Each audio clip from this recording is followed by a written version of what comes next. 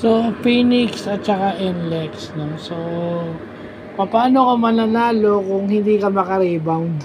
At nakukuha ng kalaban mo yung rebound nila kahit nagbiminti sila, walang bumabox out.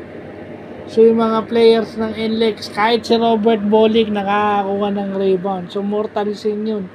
Point guard o guardia si Robert Bolick, hindi siya dapat nakakakuha ng rebound, offensive rebound. So, wala ka ng rim protection kasi kulang ka sa malaki at saka wala pang bumabox out. And NLEX made shots.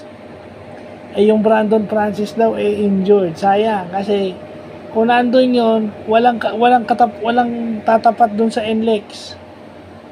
Mamimiesta yun, baka naibalik pa niya. Kaso, problema dun, kahit umiscore siya ng marami, kung i-score din yung NLEX na marami, talo pa rin sila. Pero yun nga, ang magagawa na ng import is pababain yung lamang. Kumbaga, gawing respectable. Imbis na 30 ay imbis na 30 siguro magiging 10 points lang yun or less, di ba? Or 15 points pababa, di ba?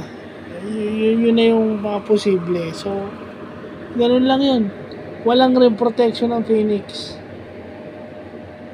Si Bolick, kahit anong gawin ni Bolick, nakaka-drive siya. So, ibig sabihin, walang sumasalubong sa kanya na willing na supalpalin yung tira niya. Wala. Nakaka-drive siya. Hindi lang nakaka-drive, nakaka-shoot pa. Hindi yun kasi pag dinoble team mo naman siya, ang galing naman niyang pumasa. So, at saka yung ito siguro yung kailangan ng import ng NLEX, yung hindi aagawan ng spotlight yung locals. Di ba? Pero kinukuha din niya yung puntos niya.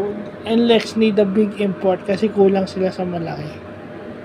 So, ito na siguro yun, yung Jones. So, yun lang pa.